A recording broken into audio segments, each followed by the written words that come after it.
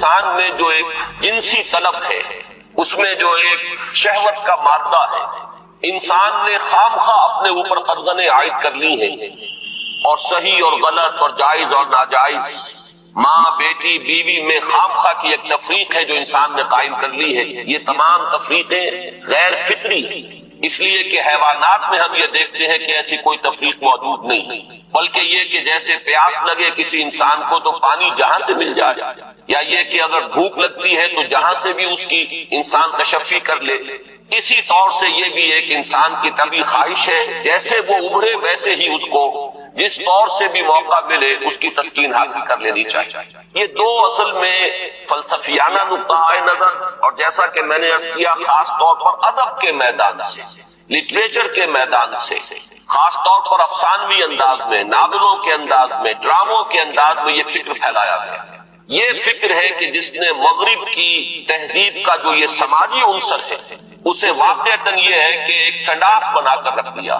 جیسا کہ میں نے عرض کیا کہ ویسے تو پورے یورپ میں اور اسی کا عکس ہے اس وقت پوری دنیا میں اس تہذیب کے اثرات موجود ہیں، لیکن یہ کہ درجات ہیں،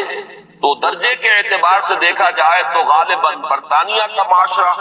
اور اس کے ساتھ یہ اسکینڈینیوین کنٹریز جو ہیں یہ اس معاملے میں اس وقت پوری نوع انسانی کے امام شمار کیے جا سکتے ہیں۔ مجھے چونکہ امریکہ بھی جانے کا اتفاق ہوتا رہتا ہے تو میں نے یہ محسوس کیا کہ امریکی معاشرہ ابھی اس اعتبار سے بہت پیچھے ہے۔ یورپ کو اس میں پیش قدمی کا اور امامت کا شرف حاصل ہو چکا ہے، اور خاص طور پر یورپ میں بھی یہ تین ممالک جو ہیں یہ بہت آگے نکل گئے ہیں، چنانچہ شرم اور حیا نام کی کسی شے کا کوئی وجود وہاں نہیں، عصمت و عفت کا کوئی تصور موجود نہیں۔ معلوم ہوتا ہے کہ یہ چیزیں انسان کی لغت کی میں سے خارج ہو چکی ہیں، اس کے سوچ کے دائرے سے باہر ہو چکی ہیں، اور اسی کا سب سے بڑا مظہر یہ ہے کہ آپ کو معلوم ہوگا کہ برطانیہ میں بھی یہ قانون منظور ہو چکا ہے، اور اسکینڈینیوین کنٹریز میں بھی، کہ دو مردوں کی شادی بھی ہو سکتی ہے، دو مرد لیگلی قانونی طور پر شوہر اور بیوی کی حیثیت سے رہ سکتے ہیں، قانون انہیں تسلیم کرے گا یہ شوہر ہے اور یہ بیوی۔ اب اس درجے پرورشن، اس درجے فطرت انسانی کا مسخ ہو جانا، یہ چیز کہ جو ناقابل قیاس ہے، لیکن یہ کہ بالفعل دنیا کے اندر یہ موجود ہے۔ اور پچھلے دنوں جب مجھے اتفاق ہوا جانے کا سویڈن، تو وہاں معلوم ہوا کہ ایک پاکستانی بھی ہیں، ایک سرحد کے رہنے والے صاحب، جنہوں نے کہ ایک لڑکے سے وہاں شادی کی ہوئی ہے، اور قانونی اعتبار سے وہ میاں اور بیوی کی حیثیت سے وہاں مسلم طور پر زندگی گزار رہا ہے۔ یہ جو معاملہ ہے، مجھے زیادہ صدمہ جس بات کا ہوا وہ اس پہلو سے کہ اس معاشرے کی جو اچیومنٹس ہیں، جو انہوں نے خوبیاں حاصل کی ہیں، ہمارا معاشرہ جو ہے ان کے بارے میں تو سوچنے کو بھی تیار ہے۔ مثلاً یہ کہ سیاسی سطح پر مساوات، معاشی کفالت کا اصول کہ کوئی شخص وہاں بھوکا نہیں رہ سکتا، ہر شخص کی گویا کہ کفالت جو ہے وہ ریاست کے ذمے ہے۔ وہ باتیں جو اسلام نے دی تھی، جو حضرت عمر فاروق رضی اللہ تعالیٰ عنہ کے سے قول منسوب ہے کہ اگر دجلہ و فرات کے کنارے کوئی کتا بھی بھوکا پیاسا مر گیا تو عمر قیامت کے دن ذمہ دار ہوگا۔ یہ نقشہ واقعہ ہے، تسلیم کرنا پڑتا ہے کہ ان لوگوں نے اس چیز کو آج کی دنیا میں بالفعل حاصل کر کے دکھایا ہے۔ سماجی مساوات کا یہ عالم کہ اگر کوئی فائنینس منسٹر، اسے بھی اگر اپنا چیک کیش کرانا ہے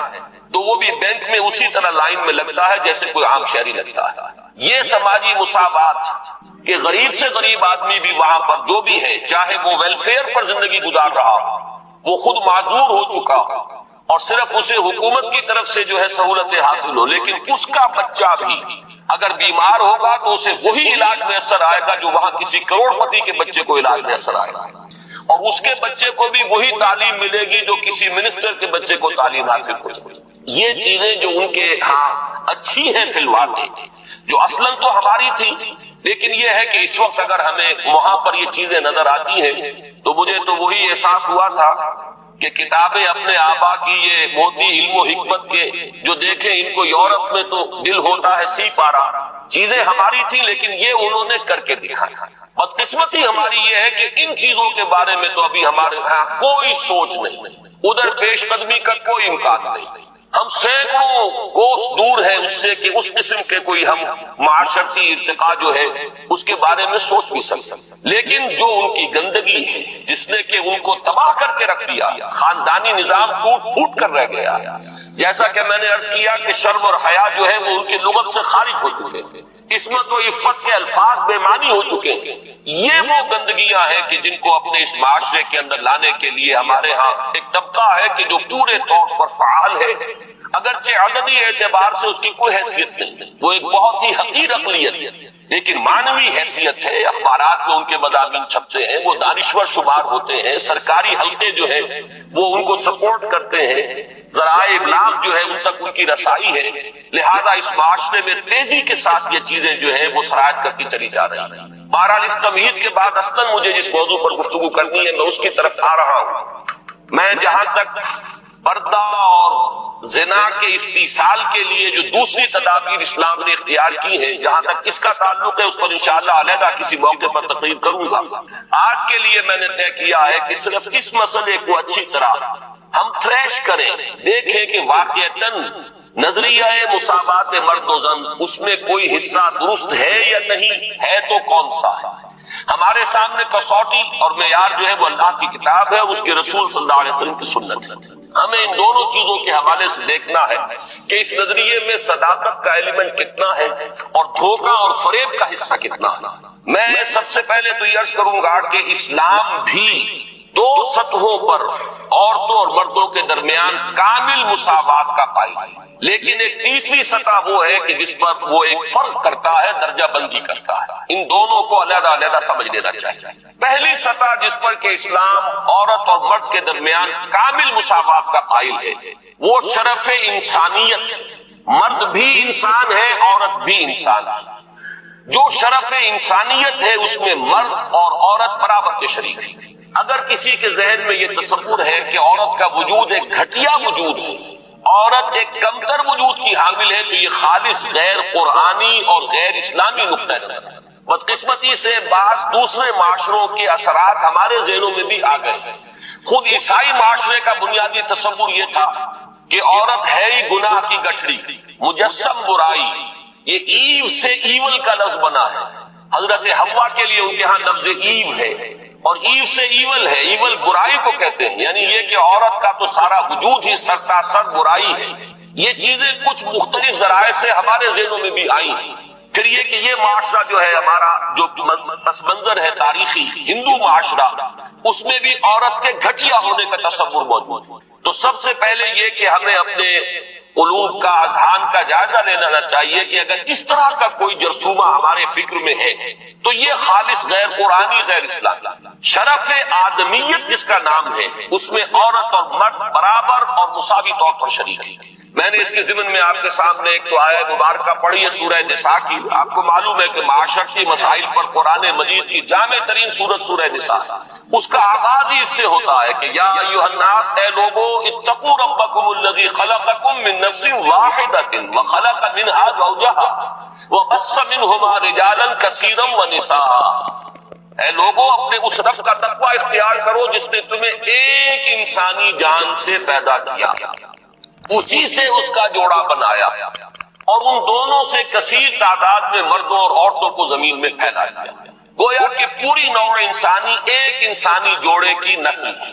آدم اور حوا علیہ السلام انہی کی اولاد ہے۔ تمام انسان اس پہلو سے تمام انسان بھی برابر ہیں، اگرچہ نسلیں ان کے اندر وجود میں آ گئی ہیں، اگرچہ شکلیں مختلف ہو گئی ہیں، رنگتیں ان کی تبدیل ہو گئی ہیں، ایک دوسرے سے بہت مختلف ہو گئی ہیں، لیکن یہ کہ تمام شعوب و قبائل کا فرق ہو یا لونی یا لسانی فرق ہو، ان سب کی کوئی حقیقت اس اعتبار سے نہیں ہے کہ کوئی ان میں اونچا ہو جائے کوئی نیچا ہو جائے۔ کلکم بنو آدم و آدم من تراب، تم سب کے سب جو ہو آدم کی نسل سے ہو، آدم مٹی سے بنائے گئے تھے۔ لا فضل لعربی علی عجمی ولا لعجمی علی عربی ولا لاحمر علی اسود ولا لاسود علی احمر الا بالتقوی۔ یہ معاملہ جہاں عربی اور عجمی اور کالے اور گورے کے مابین ہے، وہیں مرد اور عورت کے مابین ایک ہی انسانی نسل۔ اور آج بھی آپ دیکھیے آدم و حوا سے آگے گزر کر آخر ایک ہی ماں باپ کی اولاد میں بیٹے بھی ہوتے ہیں، بیٹیاں بھی ہوتی ہیں، ایک ہی باپ کے نطفے سے بیٹا بھی ہے اور بیٹی بھی ہے، ایک ہی ماں کے بطن سے بیٹی کی بھی ولادت ہو رہی ہے اور بیٹے کی بھی ہو رہی ہے۔ تو کوئی فرق و امتیاز ان کے مابین اس پہلو سے کہ مرد مرد ہونے کے ناطے اعلیٰ ہو اور عورت ہونے کے حوالے سے گھٹیا اور ادنا ہو، یہ خالص غیر اسلامی غیر قرآنی تصور ہے۔ شرف آدمیت، شرف انسانیت میں یہ بالکل مساوات۔ دوسری چیز کہ جس میں اسلام پوری مساوات تسلیم کرتا ہے وہ ہے نیکی کا میدان، خیر کا میدان، اخلاق کا میدان، روحانیت کا میدان۔ اس میں بھی دونوں برابر ہیں، ان میں کوئی تفریق نہیں، کسی پہلو سے کوئی فرق نہیں۔ میں نے اس کے ضمن میں ایک طویل آیت قرآن مجید کی آپ کو پڑھ کر سنائی ہے۔ آپ خود غور کریں گے کہ یہ جو گردان کا سا انداز یہاں لیا گیا ہے سورہ احزاب کی آیت نمبر 36 میں، آیت نمبر 35 میں، اس سے آپ خود اندازہ کر سکتے ہیں کہ تصور کیا دینا مقصود ہے۔ ان المسلمین والمسلمات، بے شک مسلمان مرد مسلمان عورتیں، والمومنین والمومنات، مومن مرد مومن عورتیں، والقانتین والقانتات، فرما بردار مرد فرما بردار عورتیں، والصادقین والصادقات، راست باز مرد راست باز عورتیں، والصابرین والصابرات، صبر کرنے والے مرد اور صبر کرنے والی عورتیں، والخاشعین والخاشعات، اللہ سے خشوع کا تعلق رکھنے والے، اللہ کے سامنے جھکنے والے مرد اور جھکنے والی عورتیں، والمتصدقین والمتصدقات، اور صدقہ دینے والے مرد اور صدقہ دینے والی عورتیں، والصائمین والصائمات، اور روزہ رکھنے والے مرد اور روزہ رکھنے والی عورتیں، والحافظین فروجہم والحافظات،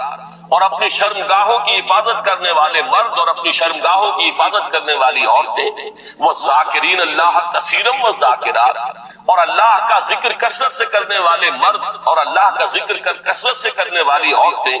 اعد اللہ لہم مغفرۃ واجرا عظیما،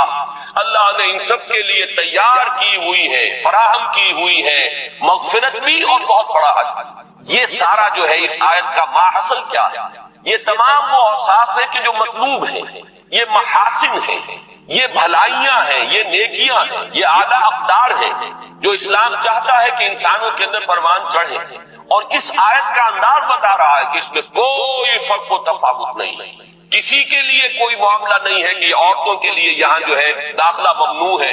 یا عورتیں اس مقام تک رسائی حاصل نہیں کر سکتی، بلکہ یہ کہ نیکیوں میں، بھلائیوں میں، خیرات میں، حسنات میں، ان تمام کیفیات کے اندر عورتوں اور مردوں کے لیے کھلا میدان ہے، اپنی اپنی محنت، اپنی اپنی کوشش سے جو بھی چاہے اعلیٰ سے اعلیٰ مقام حاصل کر۔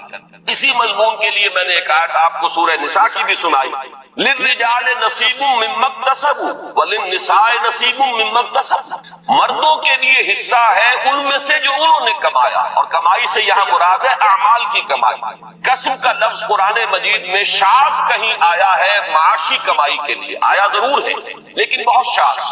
اصل میں یہ لفظ جہاں بھی آتا ہے وہ اصل کمائی جو ہے انسان کی اس دنیا میں وہ نیکی یا بدی، یہ جو معاش کی محنت ہے اور آپ اپنے لیے کوئی رزق فراہم کرتے ہیں، کوئی اپنی زندگی کے سلسلے کو برقرار رکھنے کے لیے ضروریات زندگی فراہم کرتے ہیں، یہ چیز تو ایک دنیا کی زندگی کی برتنے کی چیز ہے، یہ کوئی پائیدار شے نہیں۔ اصل میں جو کچھ ہم کماتے ہیں وہ یا نیکی ہے یا بدی، یا خیر ہے یا شر۔ ہم نے اپنی توانائیوں کا جو اصل حاصل جو ہے اس دنیا میں حاصل کیا وہ یا خیر ہے اور یا شر ہے۔ تو اصل میں قرآن مجید میں کسب کا لفظ آتا ہے اعمال کے لیے کہ کیا کمایا۔ اس کو بھی بعض لوگوں نے اس دور میں، بعض دانشوروں نے غلط طریقے پر انٹرپریٹ کیا ہے۔ اس کو سمجھ لینا چاہیے کہ یہاں اس آیہ مبارکہ میں لفظ کسب آ رہا ہے انسانی اعمال کے لیے۔ للرجال نصیب مما اکتسبوا، جو کمائی مرد کریں گے انہیں اس میں سے حصہ مل جائے گا، وللنساء نصیب مما اکتسبوا، اور جو کمائی عورتیں کریں گی وہ اس میں سے حصہ پائیں گی۔ یہ نہیں ہے کہ مرد کی کمائی میں سے عورت کو حصہ مل جائے اور عورت کی کمائی میں سے مرد کو حصہ مل جائے۔ شوہر کی اگر نیکی ہے تو اس کا فائدہ شوہر ہی کو پہنچے گا، بیوی کو نہیں پہنچ سکے گا۔ بیوی کی اگر نیکی ہے تو اس کا فائدہ بیوی ہی کو پہنچے گا، شوہر کو نہیں پہنچے گا۔ وَاسْأَلُوا اللَّهَ مِنْ فَضْلِهِ، اور یہ میدان کھلے ہوئے ہیں، اللہ سے سوال کرو، درخواست کرو اس کے فضل میں سے، مانگو جتنا مانگ سکتے ہیں۔ یہ مانگنے کے لیے بھی ایک استعداد مطلوب ہے۔ انسان اللہ تعالیٰ کے ساتھ اپنا قبلہ درست کرے گا اللہ کی طرف، اللہ کے ساتھ اپنے اندر اخلاص پیدا کرے گا، تبھی مانگنے کی بھی اس کے اندر صلاحیت پیدا ہوگی۔ تبھی وہ واقعی اطمینان قلب کے ساتھ اللہ کے سامنے دست سوال دراز کر سکے گا۔ ان اللہ کان بکل شیء علیما، یقیناً اللہ تعالیٰ ہر چیز کا علم رکھتا ہے، وہ ہر ایک کو اس کی استعداد کے مطابق، اس کی محنت کے مطابق، اس کی کوشش کے مطابق عطا فرماتا ہے۔ اس میں ایک آیت اور چاہتا ہوں کہ آپ حضرات کے سامنے رکھ دوں، اور اس کے حوالے سے ذرا میں ہماری تاریخ کا جو صدر اول ہے، صحابہ کرام کا دور، اور اس میں سے بھی بالکل سابقون الاولون کا جو دور ہے، اس میں سے چند حوالے دینا چاہتا ہوں کہ کس طرح ہمارے سامنے ان معاملات میں عورت اور مرد بالکل، میں یہاں جان بوجھ کر لفظ استعمال کر رہا ہوں، شانہ بشانہ، کہ جو آج غلط طریقے پر استعمال ہو رہا ہے، مختلف میدانوں میں عورت اور مرد کو شانہ بشانہ چلانے کی کوشش ہو رہی ہے۔ اصل میں یہ میدان ہے کہ جہاں اب مرد اور عورت شانہ بشانہ چلنے چاہیے۔ وہ سورہ آل عمران کی آخری رکوع کی آیت ہے، آپ میں سے اکثر حضرات کے ذہن میں ہوگا کہ اس مقام پر اللہ تعالیٰ نے اپنے کچھ نیک بندوں کی دعا نقل کی ہے، بڑی طویل دعا ہے، اور اس دعا کے بعد فوراً جو آیت آتی ہے اس میں اس دعا کی قبولیت کا اعلان ہے۔ فاستجاب لهم ربهم انی لا اضیع عمل عامل منکم من ذکر او انثى بعضکم من بعض، تو اللہ نے ان کی دعا قبول فرمائی اور یہ ارشاد فرمایا کہ میں تو تم میں سے کسی بھی عمل کرنے والے کے کسی بھی عمل کو ضائع کرنے والا نہیں ہوں، خواہ وہ مرد ہو خواہ عورت، بعضکم من بعض، تم سب ایک دوسرے ہی سے ہو، ایک ہی باپ کی اولاد میں بیٹے اور بیٹیاں، اور ایک ہی ماں کے بطن سے بیٹے اور بیٹیاں۔ معلوم ہوا کہ تمہیں اگرچہ ہم نے مذکر اور مؤنث بنایا ہے، مرد اور عورت کی شکل دی ہے، لیکن یہ کہ تم ہو ایک ہی انسان، انسانیت کی جو نسل ہے اسی سے تعلق رکھنے والے۔ فالذین ہاجروا، اب یہاں اللہ تعالیٰ نے کچھ چوٹی کے اعمال کا ذکر کیا۔ ایک اعمال تو وہ تھے جو سورہ احزاب کی آیت میں ہمارے سامنے آ چکے، یہ زیادہ تر انفرادی نوعیت کے ہیں، انسان کی نیکی ہے، راست بازی ہے، اللہ کا ذکر ہے، اپنی عصمت و عفت کی حفاظت ہے، صدقہ ہے، خیرات ہے، اور نماز پڑھنا ہے، یہ تمام چیزیں جو ہیں یہ انسان کی انفرادی نیکی کے اوصاف ہیں۔ لیکن یہاں جن چیزوں کا ذکر ہے وہ ہے در حقیقت اللہ کی راہ میں سرفروشی، جانفشانی، اللہ کی راہ میں تکلیفیں اٹھانا۔ فالذین ہاجروا واخرجوا من دیارہم واوذوا فی سبیلی وقاتلوا وقتلوا، تو جن لوگوں نے اللہ کی راہ میں ہجرت کی، جو اپنے گھروں سے نکال دیے گئے، جنہیں میری راہ میں ایذائیں پہنچائی گئیں، جنہوں نے اللہ کی راہ میں جنگ کی اور جو قتل ہوئے، فرمایا کہ جن لوگوں کے اعمال اتنے بلند ہیں، جنہوں نے یہ کچھ بلندیاں حاصل کی ہیں اپنے اعمال میں، لَأُكَفِّرَنَّ عَنْهُمْ سَيِّئَاتِهِمْ، ان کے بارے میں تو کسی شک و شبے کی گنجائش ہی نہیں ہے، یعنی میں تو کسی کے چھوٹے سے چھوٹے عمل کو ضائع کرنے والا نہیں، ہاں وہ مرد ہو خواہ عورت، تم سب ایک دوسرے ہی میں سے ہو۔ باقی جن کے اعمال اتنے بلند ہو، اتنے اونچے ہو، جنہوں نے یہ کچھ سرفروشی اور جانفشانی کی ہو ہمارے دین کی راہ میں، میں لازماً دور کر دوں گا ان سے ان کی برائیوں کو، اور میں لازماً داخل کروں گا انہیں ان باغات میں جن کے نیچے ندیاں بہتی ہوں گی، اور یہ اللہ کی طرف سے بدلہ ہوگا، اور اللہ ہی کے پاس ہے بہت بڑا بدلہ۔ اب اس آیت کو سامنے رکھیے، اور میں یہ چاہتا ہوں کہ مردوں اور عورتوں کے درمیان اس پہلو سے جو مساوات سامنے آتی ہے تاریخ اسلامی کے صدر اول میں خاص طور پر، اس کی چند جو مثالیں ہیں وہ آپ کے سامنے آ جائیں۔ دیکھیے، آپ کو معلوم ہے کہ اگرچہ نبوت کا درجہ بہت بلند ہے، بہت اعلیٰ ہے، نبوت و رسالت ایک بہت بڑا منصب ہے، اور یہ بالکلیہ وہبی شے ہے، اکتسابی نہیں۔ اب تو اس کا دروازہ مستقلاً بند ہو چکا محمد الرسول اللہ صلی اللہ علیہ وسلم کے بعد، لیکن یہ کہ آپ سے پہلے بھی اور آپ کے ضمن میں بھی یہ وہبی شے تھی، اکتسابی نہیں تھی۔ کوئی اپنی محنت سے نبوت حاصل نہیں کر سکتا تھا، بلکہ اللہ تعالیٰ جس کو چاہتا تھا منتخب فرماتا تھا۔ اب ان سے کم تر درجے جو ہیں ان میں صدیقیت ہے، شہادت ہے، جیسے کہ سورہ نساء کی آیت میں آیا ہے، اولئک مع الذین انعم اللہ علیہم من النبیین والصدیقین والشہداء والصالحین۔ اب میں آپ سے عرض کروں گا کہ جہاں تک مرتبہ صدیقیت کا تعلق ہے، اگرچہ اہل سنت کا یہ اجماعی عقیدہ ہے کہ حضرت ابوبکر صدیق، صدیق اکبر، سب سے بڑے صدیق، بلکہ یہ کہ تمام انسانوں میں انبیاء کے بعد افضل ترین شخصیت حضرت ابوبکر، لیکن واقعہ یہ ہے کہ جس مرتبہ و مقام پر مردوں میں حضرت ابوبکر صدیق ہے، صدیق اکبر، بالکل اسی مقام پر خواتین میں حضرت خدیجہ الکبریٰ ہے رضی اللہ تعالی عنہا، جو صدیقۃ الکبریٰ ہے۔ ان کے نام کے ساتھ یہ لفظ کبریٰ جو آیا ہے، اکثر لوگ جو ہے اس کو سمجھتے نہیں، کبریٰ اکبر کا مؤنث ہے، یہ صدیق اکبر ہے، وہ صدیقۃ الکبریٰ ہے کہ صدیقہ جو ہے، آپ کو معلوم ہے یہ لفظ قرآن میں حضرت مریم کے لیے آیا، امہ صدیقہ، حضرت عیسیٰ کی والدہ کے بارے میں آیا، وہ صدیقہ تھا۔ اسی طریقے سے حضرت آسیہ کا ذکر آیا، فرعون کی بیوی کا۔ لیکن یہ ہے کہ اس امت میں جس مرتبہ و مقام پر مردوں میں حضرت ابو بکر صدیق ہے، بالکل اسی مرتبہ و مقام پر خواتین میں حضرت خدیجہ الکبریٰ ہے رضی اللہ تعالی عنہ۔ بلکہ واقعہ یہ ہے کہ اگر آپ مجھ سے پوچھیں میرے دل کی بات، فاش گویا ماں کے درد المزمرس، تو مجھے تو واقعتاً یہ طے کرنا مشکل ہو جاتا ہے کہ ان دونوں میں سے افضلیت کس کی، اس لیے کہ جہاں تک اولیت ایمان کا تعلق ہے اس میں بھی یہ بات بالکل سمجھ میں آتی ہے کہ حضرت خدیجہ کا ایمان مقدم ہونا چاہیے حضرت ابو بکر صدیق سے، اس لیے کہ پہلی وحی کے بعد آ کر سب سے پہلی جو گفتگو کی ہے حضور نے، ظاہر بات ہے کہ وہ اپنی زوجہ محترمہ سے کی، جس طریقے سے انہوں نے تصدیق کی ہے اور جس طریقے سے حضور کو تسلی دی ہے اور جو ہی ان کی فرمائی ہے کہ آپ گھبرائیں نہیں، جب آپ نے فرمایا کہ انی خشیت علی نفسی، مجھے تو اپنی جان کا اندیشہ ہو گیا، تو کس درجے بلند دلیل کے ساتھ آپ کو تسلی دی ہے، اللہ آپ کو ضائع نہیں کرے گا، آپ تو غریبوں کی سرپرستی فرمانے والے، بیواؤں کی مدد کرنے والے، اللہ تعالیٰ آپ کو ضائع نہیں کرے گا۔ پھر یہ کہ حضرت صدیق اکبر کے فضائل کا سب سے بڑا باب جو شمار ہوتا ہے وہ یہ ہے کہ انہوں نے حضور صلی اللہ علیہ وسلم کے مشن پر اپنی پوری دولت لگا دی۔ دو مواقع ایسے آئے ان کی زندگی میں، ایک مکی دور میں، ایک مدنی دور۔ مکی دور میں جبکہ ہجرت کے لیے تشریف لے جا رہے ہیں تو ایک پیسہ بھی گھر والوں کے لیے نہیں چھوڑا ہے۔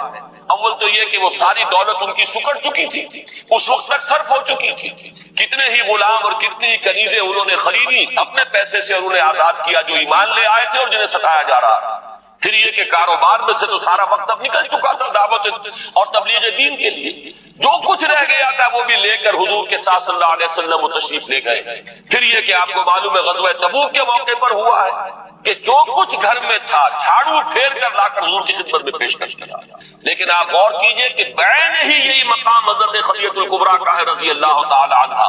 وہ متمول ترین خاتون جن سے نکاح کے بڑے بڑے سرداران قریش جو ہے وہ متمنی تھے،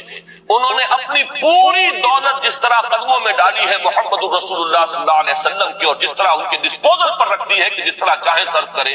تو اس معاملے میں بھی واقعہ یہ ہے کہ یہ کہنا مشکل ہے کہ کس کا درجہ جو ہے وہ افضل ہے، کون اعلیٰ ہے، کون اس میں پیش قدمی لے گیا ہے۔ بس جیسے ایمان کے بارے میں ہم نے عافیت تلاش کی ہے کہ ہم اس طریقے سے کہہ کر اور اس میں آگے فیصلہ کرنے سے اپنے آپ کو بچا لیتے ہیں کہ عورتوں میں سب سے پہلے ایمان لانے والی حضرت خدیجہ، اور آزاد مردوں میں سب سے پہلے ایمان لانے والے حضرت ابو بکر، اور بچوں میں سب سے پہلے ایمان لانے والے حضرت علی، اور غلاموں کے طبقے میں سب سے پہلے ایمان لانے والے حضرت زید بن حارثہ۔ اسی طریقے سے یوں سمجھیے کہ ان دونوں میں اگر کوئی افضلیت کا فیصلہ ہم نہ کرنا چاہیں تو کہہ سکتے ہیں کہ مردوں میں صدیق اکبر حضرت ابو بکر ہے رضی اللہ تعالی عنہ، اور خواتین میں صدیقۃ الکبریٰ حضرت خدیجہ ہے رضی اللہ تعالی عنہ۔ اس سے آگے چلیے ہجرت کا معاملہ ہے۔ اب آپ دیکھیے کہ حضرت عثمان ہجرت فرما رہے ہیں حبشہ کی طرف، ان کی زوجہ محترمہ حضرت رقیہ ان کے ساتھ، اور حضور نے فرمایا کہ یہ پہلا جوڑا ہے کہ جو اللہ کی راہ میں ہجرت کر رہا ہے، حضرت لوط اور ان کی اہلیہ کے بعد۔ وہ بھی جب اللہ کی راہ میں ہجرت کے لیے نکلے تھے تو اپنی وہ ایک انسانی جوڑا نکلا تھا، اور آج یہ عثمان اور ان کی اہلیہ حضور کے لخت جگر حضرت رقیہ، یہ دونوں میاں بیوی بھی اللہ کی راہ میں ہجرت کر رہے ہیں۔ پھر اسی موقع پر ہمیں معلوم ہوتا ہے کہ حضرت ام حبیبہ رضی اللہ تعالی عنہ انہوں نے بھی ہجرت کی، ان کا شوہر بھی مسلمان تھا، دونوں نے ہجرت کی، لیکن یہ کہ شوہر پر ایسی افتاد پڑی ہے حبشہ میں جانے کے بعد کہ وہ مرتد ہو گیا، عیسائی ہو گیا، شراب کا بہت زیادہ عادی تھا اور اسی کی وجہ سے اپنی عقل اور ہوش و خرد کو کھو گیا، اور چونکہ پھر حضرت ام حبیبہ وہاں بغیر شوہر کے رہ گئی، یہی وجہ ہے کہ حضور نے پھر پیغام بھجوایا ہے ان کی دلجوئی کے لیے، اس لیے کہ صاحبزادی کس کی ہے؟ ابو سفیان کی، وہ جو کہ قریش کے سردار ہیں۔ تو حضرت ام حبیبہ کا نکاح پھر حضرت نجاشی نے پڑھایا ہے اور اپنے پاس سے مہر ادا کیا ہے، اور یہ حضور صلی اللہ علیہ وسلم خود مدینے میں تھے، نکاح یہاں ہوا، بعد میں وہ پہنچی ہے مدینہ منورہ۔ تو میں اس وقت صرف یہ بتانا چاہ رہا ہوں کہ اللہ کی راہ میں ہجرت میں بھی مرد اور عورت ہمیں شانہ بشانہ نظر آ رہے ہیں، اس میں بھی ان کی اچیومنٹس وہی ہیں کہ جو مردوں کی۔ اوذو فی سبیلی کا معاملہ لیجئے تو حضرت سمیہ اور حضرت یاسر رضی اللہ تعالی عنہما شانہ بشانہ اس معاملے میں آپ کو نظر آئیں گے کہ جتنی ایذائیں ابو جہل نے پہنچائی ہیں حضرت یاسر کو، اتنی ہی ایذائیں جو ہے برداشت کی حضرت سمیہ نے۔ جس وحشیانہ اور ظالمانہ انداز میں شہید کیے گئے ہیں حضرت یاسر، اسی طرح وحشیانہ اور بربریت کے انداز میں حضرت سمیہ نے جام شہادت نوش کیا ہے۔ اس معاملے کے اندر بھی وہ مساوات ہمیں نظر آ رہی ہے۔ تو معلوم یہ ہوا کہ یہ تمام مقامات بلند جہاں شرف انسانیت میں مرد اور عورت برابر ہے، اور اس میں وہ اوصاف کے جو سورہ احزاب کی آیت نمبر 35 میں ہمارے سامنے آ چکے، جس آیت کا جو انداز بتا رہا ہے کہ اس میں کوئی فرق و تفاوت نہیں، بلکہ ان تمام اوصاف میں کھلا میدان ہے۔ عورت اپنی محنت کے مطابق آگے بڑھے، مرد اپنی محنت کے مطابق جو مرتبہ اور مقام حاصل کرنا چاہے کر لے۔ اسی طریقے سے دین کی خدمت میں، دین کے لیے سرفروشی، جانفشانی، ہجرت ہے، اور اللہ کی راہ میں ایذاؤں کو برداشت کرنا ہے۔ جس طرح حضرت بلال اور حضرت ابو فقیہ کو مارا گیا ہے اور پیٹا گیا، اسی طرح حضرت زنیرہ اور بعض دوسری باندیاں ہیں جو ایمان لے آئی حضور صلی اللہ علیہ وسلم پر، انہیں بھی مارا اور پیٹا گیا ہے۔ جس طریقے سے حضرت ابو بکر نے حضرت بلال، حضرت ابو فقیہ کو خرید کر آزاد کیا، اسی طرح متعدد باندیاں ہیں جو ایمان لے آئی تھی اور ان کو انہوں نے اپنے پیسے سے خریدا اور آزاد کیا۔ تو یہ وہ میدان ہے کہ جس میں کامل مساوات ہے، یعنی شرف انسانیت میں کامل مساوات۔ دینی مقامات، روحانی مقامات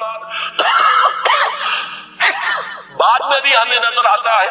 حضرت جنید بغدادی ہے رضی اللہ تعالیٰ عنہ، تو رابعہ بصریہ بھی ہے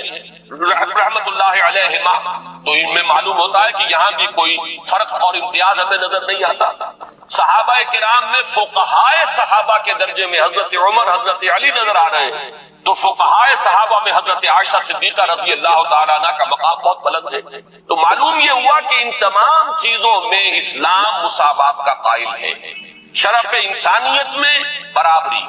اور دین کے معاملات میں، روحانی معاملات میں، اخلاقی معاملات میں اس میں بھی برابری ہے، مساوات ہے، اس میں بھی کہیں کوئی قدغن نہیں ہے کسی عورت کے آگے کہ اس سے آگے وہ نہیں جا سکتا۔ البتہ تیسری سطح جو ہے جس کے بارے میں مجھے عرض کرنا ہے، اسے اگر میں کہوں کہ وہ سطح ہے انتظامی اور قانونی، تو یہاں یقیناً اسلام نے ایک فرق و تفاوت پیدا کیا ہے، لیکن اس فرق و تفاوت کے اندر بھی ایسا نہیں ہے کہ ایک طبقے کو بالکل گرا دیا گیا ہو اور کسی بھی پہلو سے اس کی کوئی کمپنسیشن نہ ہو، بلکہ یہاں اگرچہ درجہ بندی ہے لیکن یہ کہ توازن پیدا کیا گیا ہے۔ میں آج خاص طور پر اس نقطے کو واضح کرنا چاہتا ہوں کہ اگرچہ انتظامی اور قانونی اعتبار سے فرق و تفاوت ہے، درجہ بندی، لیکن یہ کہ اسلام نے ایک نہایت حسین توازن پیدا کیا ہے اس میں، اور اس کے لیے یہ بات پہلے سمجھ لیجئے کہ اسلام چونکہ خاندان کے ادارے کو مضبوط کرنا چاہتا ہے، یہ انسانی معاشرے کی اکائی ہے، یہ بیسک یونٹ ہے، خاندانوں سے مل کر معاشرہ بنتا ہے، معاشرہ ہی ہے کہ جس کے اوپر پھر ایک انتظامی سطح پر ریاست اور حکومت کا تصور آتا ہے۔ اسی کے معاشی معاملات کو منضبط کرنے کے لیے آج کا معاشیات کا فن ہے جو ایک بہت بڑا علم بن چکا ہے، لیکن یہ کہ جب اینالائز کریں گے تو معلوم ہوگا کہ انفرادیت سے اجتماعیت کی طرف پہلا قدم کیا ہے، ایک مرد اور ایک عورت کے مابین رشتہ ازدواج، یہاں سے انفرادیت اجتماعیت کی شکل اختیار کرتا ہے۔ پہلے یہ میاں اور بیوی ہے صرف، لیکن جب اللہ تعالیٰ اولاد دیتا ہے تو اب اس میں سیکنڈ ڈائمنشن ایڈ ہو گئی، اب ان کی حیثیت والدین کی ہے، وہ اولاد ہے۔ اس اولاد میں جب کثرت اور تعدد پیدا ہوتا ہے تو تھرڈ ڈائمنشن آتی ہے، اور وہ بہنوں اور بھائیوں کا آپس میں رشتہ اخوت جو ہے وہ تیسری ڈائمنشن ہے۔ جیسے ہمارا یہ ہال ہے، اس کی لمبائی، چوڑائی، اونچائی، یہ 3 ڈائمینشنل کانسیپٹ ہمارا اسپیس کا ہے۔ اسی طرح خاندان کا ایک ادارہ جو ہے اس کی یہ 3 ڈائمینشن، ایک مرد اور ایک عورت، رشتہ ازدواج، یہاں سے بات شروع۔ اولاد ہوئی تو ایک نئی جو اس میں عرض جو ہے وہ شامل ہو گیا، اور وہ کیا ہے، وہ والدین اور اولاد کا رشتہ۔ تیسرا اولاد کے مابین اب رشتہ اخوت ہے، بہنوں اور بھائیوں اور بھائیوں کے درمیان، یہ ہے خاندان کا ادارہ۔ اس خاندان کے ادارے کے استحکام کا دار و مدار اس پر ہے کہ سربراہ ایک ہو، دو برابر کے اختیار رکھنے والے سربراہ کسی ادارے کے نہیں ہوتے دنیا میں کسی بھی سطح پر. آپ غور کیجئے، کوئی شخص بقائمی ہوش و حواس یہ نہیں کہہ سکتا کہ کسی اجتماعی ادارے کے دو بالکل مساوی اختیارات رکھنے والے سربراہ ہو سکتے ہیں. کوئی محکمہ دو ڈائریکٹرز نہیں ہو سکتے، ڈائریکٹر ایک ہوگا، اس کے نیچے آپ ڈپٹی ڈائریکٹر اور جوائنٹ ڈائریکٹر جتنے چاہیں آپ بنا لیجئے، اسسٹنٹ ڈائریکٹر بنا لیجئے، فوج کی فوج کر دیجئے، لیکن اوپر جا کر اگر ایک نہیں ہوگا تو وہ نظام کبھی بھی درست نہیں رہے گا. آپ کی کوئی بہت بڑی فرم ہے، مینیجنگ ڈائریکٹر ایک ہوگا، نیچے ڈائریکٹرز کی چاہے آپ نے کتنی لمبی چوڑی فوج جو ہے وہ بنا لی ہو، لیکن مینیجنگ ڈائریکٹر ایک ہے. یہی وہ چیز ہے جسے قرآن مجید بطور دلیل اختیار کرتا ہے توحید کے لیے، کہ اگر اس کائنات میں ایک سے زیادہ با اختیار ہستیاں ہوتی تو اس میں درہم برہم ہو جاتا نظام، لفسدتا، تو فساد پیدا ہو جاتا. کسی کی مرضی کچھ ہوتی، کسی کی مرضی کچھ ہوتی، کوئی کسی حکمت پر عمل کرنا چاہتا، کسی کے سامنے کوئی اور مصلحت ہوتی. یہ حکمتوں اور مصلحتوں کا ٹکراؤ اور اختلاف رائے جو ہے اس کائنات کے اندر جو نظم نظر آ رہا ہے، اس میں جو محسوس ہوتا ہے کہیں کوئی رکھنا نہیں، تو یہ در حقیقت دلیل ہے اس کی کہ ایک ہی اختیار، ایک ہی ارادہ، ایک ہی فیصلہ جو ہے اس کائنات کے اندر کار فرما ہے. یہ توحید کی دلیل ہے کہ لو کان فیہما آلہۃ الا اللہ لفسدتا، اگر ان میں آسمانوں اور زمین میں اللہ کے سوا کوئی اور بھی الہ ہوتے تو ان میں فساد برپا ہو جاتا. بالکل وہی توحید ہے، در حقیقت اسی کا ایک عکس ہے جو اسلام خاندان کے ادارے میں چاہتا ہے کہ اس کا سربراہ ایک ہوگا اور وہ سربراہ مرد ہوگا. لوڈیوں کے ساتھ جنسی تعلقات کی اجازت کیوں دی گئی جبکہ اسلام خود سیکس ڈسپلن کا پرچار کرتا ہے؟ لوڈیوں کی خرید و فروخت کیا ہیومن رائٹس کی وائلیشن نہیں ہے؟ یہ مسئلہ ذرا ٹیڑھا ہے. ایک تو یہ کہ لوڈیوں کے تصور کو صاف کر لیجیے کہ اسلام میں صرف وہ لوڈی جائز ہے جو خالص اسلامی جہاد کے نتیجے میں پرزنرز آف وار کی حیثیت سے آپ کے پاس آئے. یہ نہیں ہے کہ کسی آزاد لڑکی کو عورت کو پکڑا اور اسے زبردستی جو ہے وہ کہیں بیچ دیا، وہ غلام ہو گئی، یا جیسے کہ امریکوں نے کیا تھا کہ ہزاروں ویسٹ افریقن کنٹریز سے یہ حبشیوں کو پکڑا اور ان کو لے جا کے وہاں پر جو ہے منڈیوں میں بیچ دیا. یہ جائز حرام، بالکل حرام. البتہ ایسی اگر شکل ہے کہ جنگ ہو رہی ہے آپ کے اور کفار کے مابین، اب اس میں جو پی او ڈبلیوز آ گئے، دو راستے ہیں، یا تو کنسنٹریشن کیمپ میں رکھیں گے انہیں، وہ آپ کی معیشت پر بہت بوجھ ہو جائے گا، اور پھر ان کی زندگی بھی اب نارمل ہوگی. وہاں نہ مرد کے لیے کوئی امکان ہے کہ اس کی جو ہے طبیعت کے اور جنسی تقاضے پورے ہو سکے، نہ عورت کے لیے امکان. اس کے لیے اسلام نے تجویز کیا کہ انہیں معاشرے میں تقسیم کر دیا جائے، ڈسپرس کر دیا جائے. معاشرے میں جائیں گے وہ کسی کا غلام بن گیا ہے، کسی کی لونڈی بن گئی. اب ان کو حکم دیا گیا ہے جو خود کھاتے ہو وہ انہیں کھلاؤ، جو خود پہنتے ہو وہ انہیں پہناؤ، اور ان سے اگر کوئی سخت کام لینا ہو تو اس میں خود بھی شریک ہو جاؤ. انہیں یہ احساس نہ ہو کہ چونکہ ہم غلام ہیں تو ساری سختی ہم پر ہی. اور ان کے لیے بھی پھر یہ کہ نیکی کے کاموں کے اندر یہ ہے کہ ان کو آزاد کر دینا، یہ بڑے نیکی کا کام. کوئی مرد کہتا ہے صاحب میں اتنے 1000 روپے آپ کو دے دوں گا محنت کر کے کمائی کر کے آپ مجھے آزاد کر دیں، اسے مکاتبت کہتے ہیں. یہ معاہدہ ہو سکتا ہے اور آپ کو اس کا معاہدہ قبول کرنا. پھر وہ لونڈیاں جو ہے وہ پھر مالکوں کے تصرف میں وہ منقوہ بیویاں نہیں ہیں. دو کیٹیگریز علیحدہ جو ہم نے پڑھ لیا ہے سورہ معارج میں بھی اور سورہ مومنون میں بھی. والذین هم لفروجهم حافظون الا علی ازواجهم او ما ملکت ایمانهم. تو یہ دو کیٹیگریز علیحدہ ہیں، بیویاں ہیں منقوہ بیویاں اور یا پھر جو تمہاری ملک یمین ہو لونڈیاں. میں نے بتایا کہ ملک یمین اگر اس کے ہاں بچہ ہو گیا تو اب وہ ان میں ولد ہے، آپ اسے بیچ نہیں سکتے، وہ اب آپ ہی کے ہاں ہے. اور جہاں تک اس کے بچے کا تعلق ہے وہ آپ کی منقوہ بیوی سے جو بچہ ہوگا اس کے بالکل برابر ہوگا، اس کی کوئی بھی حیثیت جو ہے اس سے کمتر نہیں. وہ بچہ آپ کا، آپ کی لونڈی کا نہیں، آپ کا بچہ. اسی طرح بچہ چاہے منقوہ سے ہے تو وہ منقوہ کا نہیں، آپ کا. یہاں تو ابن کے ساتھ بات چلتی ہے، بنت کے ساتھ نہیں چلتی. اس کا باپ کے حوالے سے بات چلتی ہے. تو اس اعتبار سے حل کیا گیا ہے مسئلے کو ایک خاص انداز میں، اور اس انسٹیٹیوشن کو ختم نہیں کیا گیا. قرآن مجید میں جیسے تدریجاً شراب حرام کر دی گئی، تدریجاً سود حرام کیا گیا، اسے بھی حرام کیا جا سکتا تھا بالآخر لیکن نہیں کیا گیا. اس کی وجہ کیا ہے؟ میرے خیال میں یہ ہے کہ اس دنیا کے آخری دور میں جس کا اب آغاز ہو رہا ہے، خالص اسلامی جہاد بھی ہوگا، کفار کے ساتھ جنگیں ہوں گی، مقابلے ہوں گے، اور اس میں پرزنرز آف وار کے لیے یہ راستہ جو ہے کھلا رکھا گیا ہے تاکہ اس وقت جو ہے سچویشن صحیح طریقے پر اس کو حل کیا. ھذا ما عندی وعلم اللہ. یہ بھی ہو سکتا ہے کہ کسی کی لونڈی آپ ہی کی ایک لونڈی بھی ہے اور ایک غلام بھی، آپ ان دونوں کے اندر شادی کرا دیتے ہیں، اب وہ میاں بیوی ہو گئے، اور یہ کہ اب آپ پر حرام ہے وہ بیوی، وہ جو لونڈی ہے، آپ اس کے ساتھ جن سے تعلق نہیں رکھ سکتے، آپ نے اجازت دے دی تو گویا کہ اپنے حق سے آپ دستبردار ہو گئے، آپ کو غلام کے نکاح میں سے دے دیا۔ اس میں البتہ یہ ہے کہ پھر ان کی اولاد جو ہوگی وہ غلام ہی ہوگی، باپ بھی غلام ہے، ماں بھی غلام ہے، تو ان کی اولاد غلام ہے۔ یہ انہی کی اولادیں ہیں کہ جو ہمارے معاشرے کے اندر آپ کو معلوم ہونا چاہیے کتنی بلندی تک پہنچی ہے۔ خاندان غلاماں جو ہندوستان میں اسلام کی پہلی حکومت قائم ہوئی، کون کون؟ قطب الدین ایبک غلام، شمس الدین التتمش غلام، غیاث الدین بلبن بہت زبردست حکمران تھا، روب و تاب والا غلام۔ یہ غلام خاندان غلامہ کے نام سے آپ نے ان کی تاریخ پڑھی۔ اور اس وقت مصر میں بھی ممالک کی حکومت تھی، مملوک کہتے ہیں غلام کو، ملکیت ہوتا ہے وہ اپنے آپ، ممالک کی حکومت تھی بہت بڑی۔ اور پھر ہمارے یہاں بڑے بڑے ائمہ ہیں غلام کہ جن سے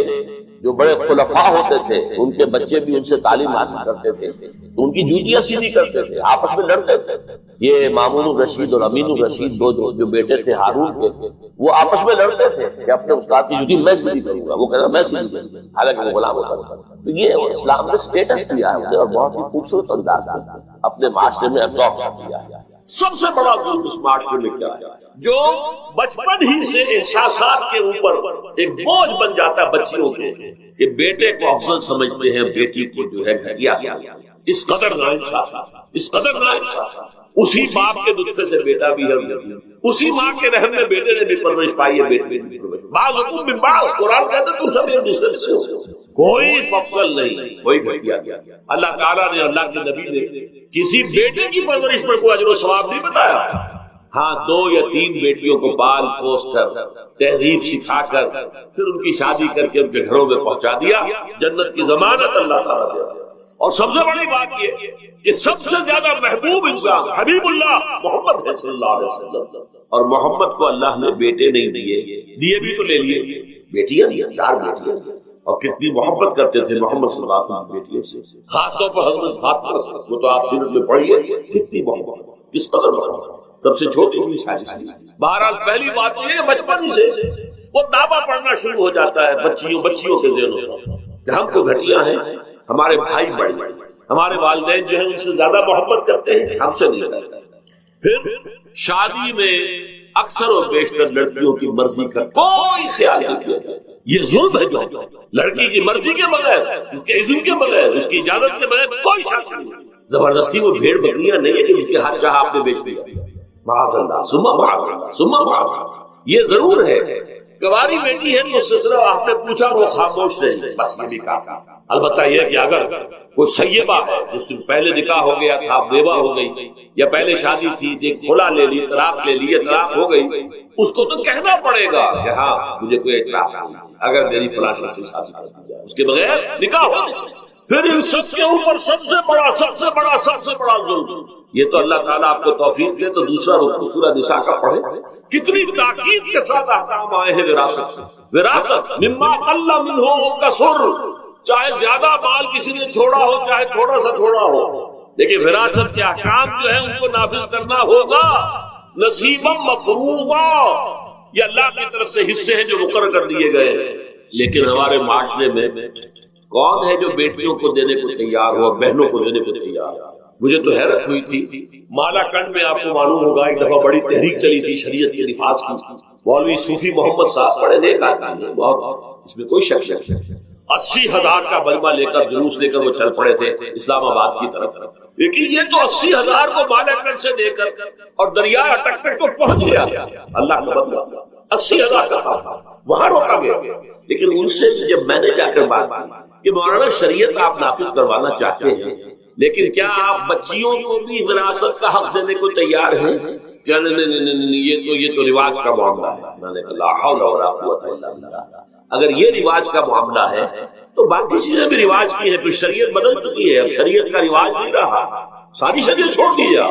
لیکن ان کی نیکی کی بات ہے کہ پہلے توجہ کبھی ان کی ادب نہیں، لیکن میری یہ بات جو ہے ان کو لگ گئی میرے دل کو۔ اگلی مرتبہ جب ان سے ملنے گیا تو انہوں نے کہا کہ اب میں نے بیعت لینی شروع کی ہے لوگوں سے کہ وہ اپنی بیٹیوں کو بھی حق دیں گے، وراثت کے اندر تقسیم کر کے دیں گے، لیکن یہ کہ اس وقت تک انہوں نے کہا تھا ابھی کل 28 آدمیوں نے بیعت کی، وہ 80,000 سے بیعت یہ لینی آسان کام نہیں ہے. 80,000 کو جوش دلا کر شریعت کے نام پر لا کر ٹکرا دینا یہ آسان کام ہے، لیکن 80,000 سے یہ بیعت لینا کہ پورے شریعت پر عمل کریں گے یہ بہت مشکل. یہی تو وجہ ہے ہمارا قافلہ اگر سست گام ہے تو کیوں ہے؟ ہم یہ کہتے ہیں کہ پہلے میدان میں آنے سے پہلے اپنی ذات پر اپنے گھر میں دین نافذ کرو، پھر باہر نکلو. اپنی معاش اور اپنی معاشرت پر اسلامی شریعت نافذ کرو، پھر باہر آ کر اسلام کا نعرہ لگانے کا تمہیں حق پہنچتا ہے. ورنہ نہیں. اگر تمہاری اپنی ذات پر دین نافذ ہے، چہرے پر 12 بجے ہوئے ہو، اللہ تعالیٰ کی نبی کی سنت کا کہیں آثار دور دور تک نظر نہ آ رہے ہیں، روزانہ پھاوڑا چلا رہا ہو آدمی نبی کی سنت کے اوپر شیئر کر رہا ہو، اور پھر وہ کہے میں اسلام چاہتا ہوں. بھائی اللہ کے بندے پہلے ذرا یہ کمی پوری کر لے. اور اگر تیرے کاروبار میں کوئی حرام شے ہے، تیری معاش میں کوئی حرام شے ہے، کوئی سودی معاملہ کیا ختم کر اس کو. اللہ کے بندے بینک کی سروس کر رہا ہے چھوڑ اس کو. اگر یہ کام کر لو. بے پردگی اختیار کی ہوئی، اللہ نے تو پردہ سکھایا، اللہ کے نبی نے پردہ سکھایا، شریعت اسلامی نے پردہ رکھا. مردوں اور عورتوں کا اختلاط پسند نہیں ہے، اس پر عمل کرو، پھر آنا میدان میں، پھر دوسروں کی غلطی جو ہے بتانا اس کو کہ یہ تم غلط کر رہے ہو، مشرف تم یہ کر رہے ہو غلط کر رہے ہو، فلاں تم یہ کر رہے ہو غلط کر رہے ہو، نواز شریف تم یہ کر رہے ہو غلط کر رہے ہو. لیکن یہ ہے کہ اس سے پہلے اپنے، اسی لیے میں نے آپ کو بتا دیا وہ واقعہ کہ انہوں نے بتایا، بعد میں اور بھی آ گئے ہوں گے انشاءاللہ مجھے امید ہے. لیکن جب میں ملا تھا تو انہوں نے کہا تھا ابھی صرف 28 آدمی نے بیٹھے. بہرحال عورتوں کا ایک حق ہے جو حضور نے بیان فرمایا، قرآن مجید نے بیان کیا، عاشروہن بالمعروف. عورت کا اکرام ہو، بیٹی کی حیثیت سے، بہن کی حیثیت سے، بیوی کی حیثیت سے بھی، اور ماں کی حیثیت سے. تو سمجھو کہ جنت جو ہے وہ ماں کی خدمت ہے. الجنت تحت اقدام الامہات فرمان ہے محمد رسول اللہ صلی اللہ علیہ وسلم کا. لہذا اکرام، عورت کا اکرام، عورت کی عزت، بیٹی کی حیثیت سے بھی، بہن کی حیثیت سے بھی، بیوی کی حیثیت سے بھی، اور ماں کی حیثیت سے بھی. عاشروہن بالمعروف. اپنی بیویوں کے ساتھ رہو اپنے طریقے پر، نیک طریقے پر، اچھے طریقے. حضور نے یہاں تک فرمایا خیارکم لأہلیکم وانا خیرکم لأہلی. دیکھو مسلمانوں، اے میرے صحابیوں، تم میں سے بہتر لوگ وہ ہیں جو اپنے گھر والوں کے حق میں بہتر نرمی کرتے ہیں. عورت کے بارے میں یہ بھی فرمایا، ایک مرتبہ سواری تیز دوڑا رہے تھے جو بھی اونٹ کو لے کے جانے والے تھے، جبکہ حوض میں کچھ خواتین سوار تھیں. حضور نے فرمایا دیکھو نا یہ نگینے ہیں جو سوار ہیں، ان کو زیادہ دھکے نہ لگواؤ، تیز اونٹ چلا، ان کے ساتھ نرمی ہو، ان کے ساتھ نیکی کی جائے، ان کے احساسات کا خیال رکھا جائے، ان کے ساتھ زیادتی نہ ہو. مار پیٹ کا کیا سوال، معاذ اللہ ثم معاذ اللہ. ان کے ساتھ جو ہے عاشروہن بالمعروف، بھلے طریقے پر گزارا کریں. یہاں تک فرمایا ہو سکتا ہے کہ کسی وجہ سے تمہاری بیوی جو ہے تمہاری نگاہوں سے گر جائے، اب آپ کے دل میں اتنی محبت نہیں، لیکن اللہ فرماتا ہے دیکھو ہو سکتا ہے کہ اس میں کوئی پہلو ایسا ہو، تلاش کرو کوئی پہلو ایسا ہو بہتری کا کہ جس کی وجہ سے تلاش کر کے اس کو اپنی نگاہوں میں مرکوز کر لو، تاکہ اس کے تمہارے دل میں اس کے لیے محبت دوبارہ اثر ہو. اس پہلو کی وجہ سے جو تمہاری نگاہ سے اوجھ ہو، وہ اچھائی اس میں ہے، سیرت کی اچھائی ہے. صورت بہت اچھی نہیں ہے، اللہ نے سیرت اچھی نہیں ہے. جو کچھ دیا جو اچھائی ہے، جو بھلائی ہے، اس کو تلاش کرو، نگاہ کو وہاں پر جماؤ تاکہ تم ان کے ساتھ اچھا. فلما ذهب عن ابراہیم الروع، جب ابراہیم کا خوف جاتا رہا، وجاءت البشرا، اور یہ بشارت پہنچ گئی، ان کے لیے خوشی کی بات تھی کہ اب سارا کے ہاں بھی اللہ تعالیٰ بیٹا عطا کرے گا. یجادلنا فی قوم لوط، اب اس نے جھگڑنا شروع کر دیا ہم سے قوم لوط کے بارے میں. یہ مجادلہ جو ہے یہ تورات میں بڑی تفصیل سے آیا ہے کہ دیکھو تم جو جا رہے ہو، اگر اس شہر کے اندر بستیوں کے اندر 50 آدمی بھی راست باز ہوں گے تو کیا کرو گے؟ کیا پھر بھی ہلاک کر دو گے؟ فرشتوں نے کہا نہیں، تو 50 آدمی وہاں ہوئے، اگر راست باز ہو تو ہلاک نہ. اچھا دیکھو میری کوئی حیثیت نہیں ہے، میں بہت ناچیز ہوں، لیکن میں پھر جرأت کرتا ہوں، میں اللہ سے عرض کرتا ہوں کہ اچھا ہو سکتا ہے 40 ہو وہاں پر. تو پھر کہا اچھا 40 بھی ہوئے تو پھر ہم ان کو بھی پھر چھوڑ دیں گے، بستیوں کے اوپر عذاب نہیں آئے گا. ہوتے ہوتے 5 پہ آ گیا، جس پہ آخر میں کہا گیا کہ اے ابراہیم چھوڑو اب اس بات کو، اب یہ تیرے رب کا فیصلہ آ گیا. وہاں ایک بھی نہیں ہے، تم 5 کی بات کر رہے ہیں. وہاں تو سوائے حضرت لوط علیہ السلام کے خود اور ان کی 2 بیٹیوں کے اور کوئی بھی نہیں تھا کہ ان شہروں میں سے بچا ہو. تو یجادلنا فی قوم لوط، اب وہ قوم لوط کے بارے میں ہم سے جھگڑ، یعنی کیونکہ وہ حلیم الطبع تھے، طبیعت کی نرمی تھی، وہی جو حضور کی طبیعت میں بھی تھی، حضرت ابوبکر کی طبیعت میں بھی تھی. اس وجہ سے انہوں نے کہا کہ عذاب سے بچنے کی کوئی شکل ہو سکے۔ ان ابراہیم لحلیم اواہ منیب، تین الفاظ جمع کر دیے گئے۔ یقیناً ابراہیم بہت ہی حلیم بھی تھا، بہت ہی نرم دل تھا، اور بہت ہی اللہ کی جناب میں رجوع کرنے والا تھا۔ یا ابراہیم عارض عن ھذا، تو اب کہا گیا ان سے کہ ابراہیم چھوڑیے، اب اس بات سے آپ ذرا قطع تعلق کیجئے۔ انہ قد جاء امر ربک، یہ تو اب آپ کے رب کا فیصلہ آ چکا۔ وَإِنَّهُمْ آتِيهِمْ عَذَابٌ غَيْرُ مَرْدُودٌ، اب ان پر وہ عذاب آ کر ہی رہے گا جسے لوٹایا نہیں جا سکتا۔ وَلَمَّا جَاءَتْ رُسُلُنَا لُوطًا سِیءَ بِهِمْ وَضَاقَ بِهِمْ ذَرْعًا، تو جب آئے ہمارے یہ فرشتادے بھیجے ہوئے، ہمارے یہ پیغامبر، یہ فرشتے لوط کے پاس، سیء بِهِمْ، وہاں پر یہ بھیجے گئے تھے بہت خوبصورت لڑکوں کی شکل، اور ان کے ہاں جو تھا معاملہ آپ کو معلوم ہے کہ جو عبرت پرستی ان کے ہاں تھی اور جو سوڈمی تھی، یہ لڑکے خوبصورت آ گئے تو اس قوم کے لیے، تو ان کے لیے جشن ہو گیا کہ ہمارے لیے شکار آ رہے ہیں بہت اچھے۔ لوط کے ہاں بڑے عمدہ شکار کرتے ہیں، لہذا وہ سب غول کے غول اب آ رہے ہیں حضرت لوط علیہ السلام کے گھر پر چڑھائی کر رہے ہیں۔ تو جب ہمارے یہ فرشتادہ، ہمارے یہ جو نوجوان لڑکوں کی شکل میں جن کو بھیجا گیا تھا فرشتوں کو، جب پہنچے حضرت لوط کے پاس سیاہ گیا، وہ ان کو دیکھ کر بہت غمگین ہوا، یہ بڑا میرے لیے وضاحق بہم ذرعا، ان کا دل بڑا تنگ ہوا۔ وقال ھذا یوم عصیب، اور انہوں نے کہا میرے لیے بڑا سختی کا دن آ گیا، میرے پاس اتنی طاقت نہیں ہے کہ میں ان بدبختوں کا مقابلہ کر سکوں، اپنے مہمانوں کو ان کی دستبرد سے میں بچا سکوں۔ اور وہ لوگ جو ہیں جانتے تھے جس قسم کی خبیث ان کی تباہی ہو چکی تھی کہ وہ کسی اپیل اور کسی دلیل سے باز آنے والے نہیں ہیں، تو اس سے ان کے دل کے اندر جو ہے وہ ایک عجیب کیفیت پیدا ہوئی۔ سیء بہم وضاق بہم ذرعا وقال ھذا یوم عصیب وجاءہ قومہ یہرعون الیہ، اور اب آئی اس کی قوم اس کے پاس والہانہ دوڑتی ہوئی، بڑے خوشی سے ناچتے ہوئے آ رہے ہیں کہ آج تو ہمارے لیے جو ہے وہ بہت ہی عمدہ شکار پہنچ گیا ہے۔ وَمِن قَبْلُ كَانُوا يَعْمَلُونَ السَّيِّئَاتِ، وہ پہلے ہی سے ان گندے کاموں کے اندر ملوث تھے۔ قَالَ يَا قَوْمِ هَؤُلَاءِ بَنَاتِي هُنَّ أَطْهَرُ لَكُمْ، حضرت لوط نے فرمایا کہ دیکھو میری قوم کے لوگوں، میری بیٹیاں موجود ہیں، وہ تمہارے لیے بہت پاک ہیں۔ اس کے دو معنی کیے گئے، ایک تو یہ کہ بیٹیوں سے مراد ہے کہ جو تمہاری بیویاں ہیں وہ میری بیٹیوں کے معنی ہے۔ نبی جو ہوتا ہے وہ گویا کہ قوم کے لیے والد کی جگہ ہے، جیسے کہ قرآن مجید میں وَأَزْوَاجُهُ أُمَّهَاتُهُمْ، حضور کی تمام ازواج جو ہیں وہ پوری امت کے لیے ماؤں کے درجے ہیں، تو گویا کہ میری بیٹیاں ہیں، اللہ نے تمہارے لیے ان کو پیدا کیا ہے، تمہارے لیے جوڑا بنایا ہے، وہ پاک جو ہے تمہارے لیے راستہ اپنی شہوت کی یہ تقاضے کو پورا کرنے کے لیے صحیح راستہ اس کو چھوڑ کر، اور یہ بھی ہو سکتا ہے کہ انہوں نے اپنی بیٹیوں ہی کو پیش کیا ہو کہ تمہیں اگر کرنا ہی ہے تو نکاح کر لو، میں اپنی بیٹیاں تمہیں نکاح میں دینے کو تیار ہوں، لیکن میرے میرے جو یہ مہمان ہیں ان کے بارے میں مجھے رسوا نہ کرو۔ قال يا قوم هؤلاء بناتي هن أطهر لكم فاتقوا الله ولا تخزون في ضيفي، تو اللہ کا خوف کرو اور دیکھو مجھے میرے مہمانوں کے معاملے میں رسوا مت کرو۔ أليس منكم رجل رشيد، کیا تم میں کوئی ایک آدمی بھی شریف اور کوئی ایک آدمی بھی نیک چلن نہیں رہا؟ یعنی کوئی تو تم میں سے ایسا نکل آتا جو میرا ساتھ دیتا، جو میری ہاں میں ہاں ملاتا، تمہیں تو معلوم ہوتا ہے کہ کوئی ایک شخص بھی شریف النفس باقی نہیں رہا۔ قالوا لقد علمت ما لنا في بناتك من حق، انہوں نے کہا کہ اے لوط تمہیں خوب معلوم ہے تمہاری بیٹیوں پر ہمارا کوئی حق نہیں ہے۔ اس سے معلوم ہوتا ہے وہ دوسری ہی بات ہی نظر آ گئی ہے۔ وَإِنَّكَ لَتَعْلَمُ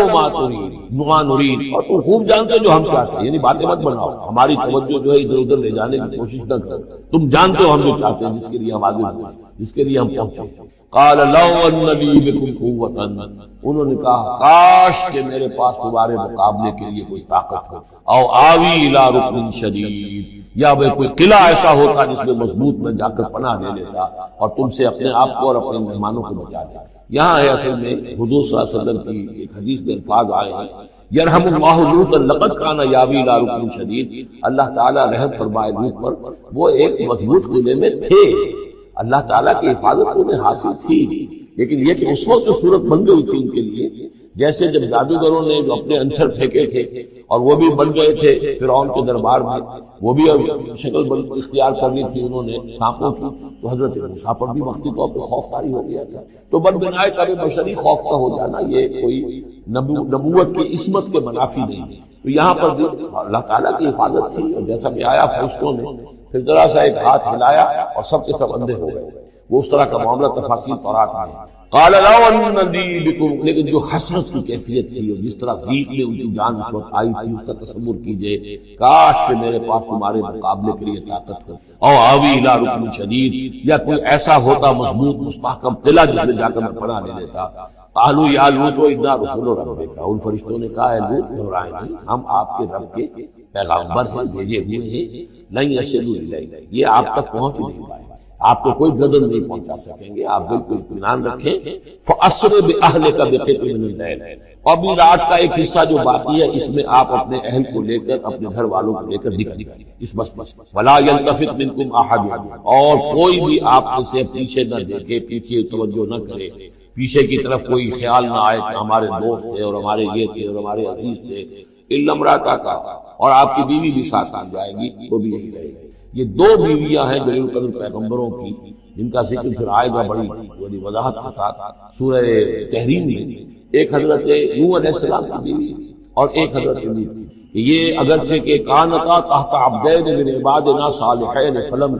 فخانتاہما فلم یغنیا عنہما من اللہ شیئا، اگرچہ وہ ہمارے دو بہت ہی نیک اور بہت ہی برگزیدہ بندوں کے تحت تھی، ان کے گھروں میں آباد تھی، لیکن یہ کہ انہوں نے خیانت کی، اور اس کے نتیجے میں یہ ہے کہ پھر وہ اللہ تعالیٰ کے عذاب سے ان کے شوہر انہیں بچا نہیں سکے، نہ حضرت نوح بچا سکے اپنی اس بیوی کو اور نہ حضرت لوط بچا سکے اپنی اس بیوی کو، الا امرأتک، سوائے آپ کی بیوی کے، انہ مصیبھا ما اصابہم، اس کے اوپر تو وہی مصیبت آ کر رہنی ہے جو ان سب پر آنی ہے، ان موعدہم الصبح، اور دیکھیے ان کے وعدے کا وقت صبح کا ہے، صبح کو عذاب آ جائے گا،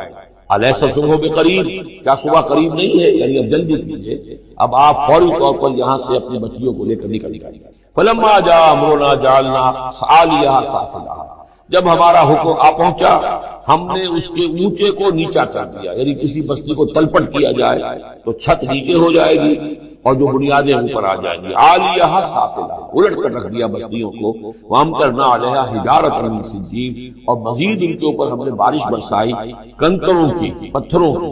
یعنی یہ کہ ایک طرف تو یہ کہ کچھ زلزلہ آیا یا کچھ اور زمین میں دھماکہ ہوا، ایکسپلوژن ہوا جس سے وہ بستیاں الٹ گئی، اور اس کے بعد یہ ہے کہ آسمان سے پھر بارش ہوئی ہے ان پر سجیل، یہ سجیل اصل میں فارسی کا لفظ ہے سنگ گل، سنگ گل یعنی یہ کہ مٹی جو ہے اگر کسی صحرا کے اندر تھوڑی سی فوار پڑے اور زیادہ تیز بارش نہ ہو، وہ ہر قطرے کے ساتھ تھوڑی سی مٹی مل کر وہ ایک چھوٹا سا دانہ بنتا ہے، اور وہ پھر دھوپ جب پڑتی ہے تو وہ پھر پک جاتا ہے، جیسے کہ کہیں آپ اینٹیں پکاتے ہیں اپنے بھٹیوں کے اندر، یہ پھر کہلاتی ہے سنگ گل، یعنی یہ پتھر تو ہے لیکن یہ پتھر نہیں ہے، یہ مٹی کے بنے ہوئے پتھر ہیں، کنکر،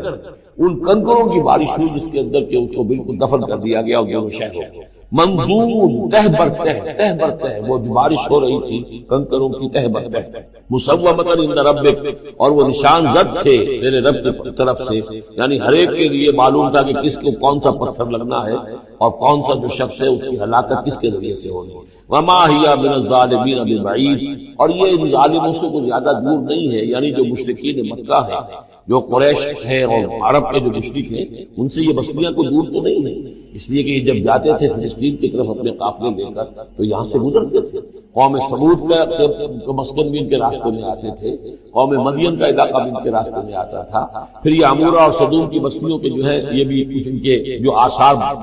باقی رہ گئے تھے وہ بھی آگے تھے۔ وَلُوطًا، اور ہم نے بھیجا تھا لوط کو، اس قال لقومہ، جب کہ انہوں نے کہا تھا اپنی قوم سے، اتاتون الفاحشۃ وانتم تبصرون، کیا تم دیکھتے ہوئے فحش کا حرکت کا ارتکاب کرتے ہو، یعنی یہ بھی معلوم ہوتا ہے کہ ان کے ہاں یہ مسئلہ اس درجے گندگی کو پہنچ گیا تھا کہ علی الاعلان مجلس کے اندر یہ حرکتیں کرتے ہیں۔ اَإِنَّكُمْ لَتَأْتُونَ الرِّجَالَ شَهْوَةً فِي دُونِ النِّسَاءِ، کیا تم مردوں کی طرف رخ کرتے ہو شہوت کے ساتھ عورتوں کو چھوڑ کر، بل انتم قوم تجہلون، لیکن تم تو واقعات یہ کہ بہت ہی جہالت میں مبتلا ہو چکے ہو۔ فما کان جواب قومہ، تو نہیں تھا اس کی قوم کا جواب، الا ان قالوا، مگر یہ کہ انہوں نے کہا اخرجوا آل لوط من قریتکم، نکال باہر کرو لوط والوں کو، لوط کے گھر والوں کو اپنے شہر سے، انہم اناس یتطہرون، یہ تو بڑے پاک باز لوگ ہیں، بڑے طہارت اور بڑی پاکیزگی رکھنے والے لوگ ہیں۔ فانجیناہ واہلہ، تو ہم نے نجات دی اس کو اور اس کے گھر والوں کو، الا امرأتہ، سوائے اس کی بیوی کے، قدرناہا من الغابرین، یہ ہم نے مقرر کر دیا تھا کہ وہ پیچھے رہنے والوں میں ہوگی۔ وَأَمْطَرْنَا عَلَيْهِمْ مَطَرًا، اور ہم نے ان پر ایک بارش برسائی، فَسَاءَ مَطَرُ الْمُنذَرِينَ، تو بہت ہی بری بارش تھی وہ کہ جو ان لوگوں پر برسائی گئی کہ جن کو خبردار کر دیا گیا تھا۔